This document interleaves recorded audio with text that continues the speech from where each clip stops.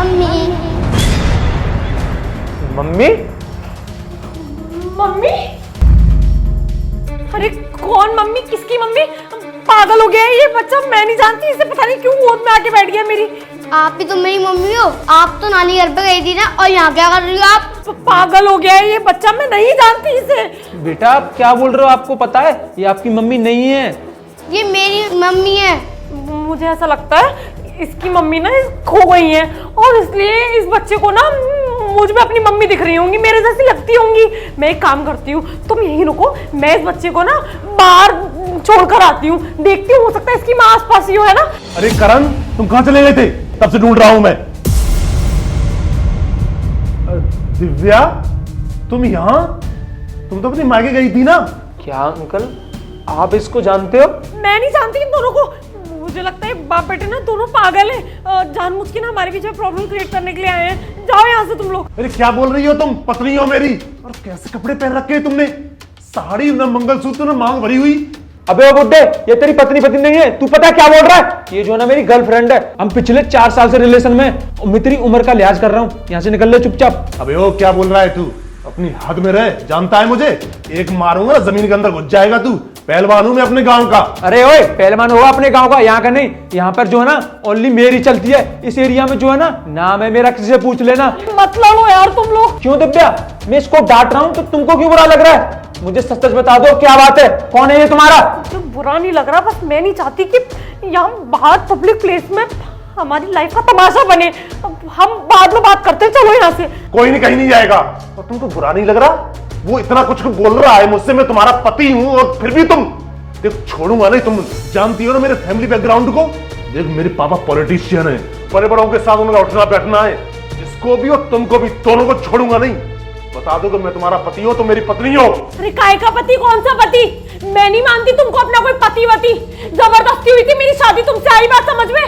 मैं तुम जैसे आदमी से शादी करूंगी? अरे मेरे घर वालों ने तुमसे मेरी शादी सिर्फ और सिर्फ तुम्हारी वो गांव की जमीन देखकर और तुम्हारा फैमिली बैकग्राउंड देखकर करा दी थी, क्योंकि तुम लोग बहुत ऊंचे लोग हो, तुम्हारे गांव में बहुत चलती है तुम्हारी।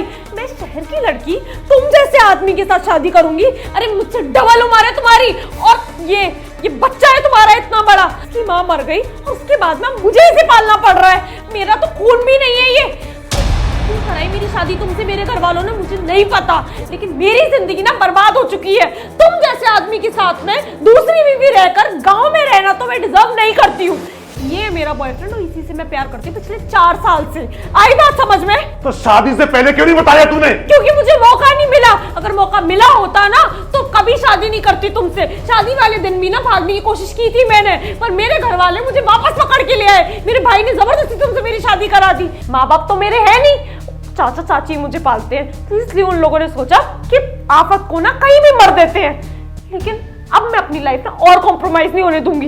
तुम्हारी और मेरी शादी सिर्फ और सिर्फ मेरे लिए एक समझौता था और कुछ नहीं। देखो दिव्या, लास्ट टाइम तुमसे कह रहा हूं, तुम्हारी इस हरकत से हमारी कितनी बदनामी होगी जानती हो ना? अगले साल इलेक्शन है, पापा के इलेक्शन में बहुत असर पड़ने वाला है। अगर कुछ भी तुमने ऐसा उल्टा सीधा कदम उठाया ना तो समझ लेना ना, मुझसे बुरा कोई नहीं होगा। जो तुम्हें करना है ना वो तुम कर लो, पर अपनी लाइफ अब मैं और कॉम्प्रोमाइज नहीं होने दूंगी। तुम्हें हमारी जिंदगी तबाह करनी है ना, इसे छोड़ दो। मेरे साथ तुम्हें जो करना है वो करो, भले ही मैं इसके साथ अब ना रह पाऊं, क्योंकि इसे भी ना मैंने बहुत बड़ा धोखा दिया है इतनी बड़ी बात छुपा के। लेकिन तुम्हारे साथ अब मैं नहीं रहूंगी। मेरे साथ नहीं रहोगी तो क्या करोगी, क्या खाओगी? क्या करता है ये? ऐसो आराम से रह रही हो ना, बड़ी बड़ी गाड़ियों में चल रही हो, इसलिए तुम्हारी जबान भी ज्यादा चल रही है। लेकिन जब ये पैसा नहीं रहेगा उसके बाद कैसे जियोगी? सबक मिल जाएगा तुमको जिंदगी भर के लिए। वो सब मेरी किस्मत है, और वो कैसे मुझे करना है वो मेरी जिम्मेदारी है।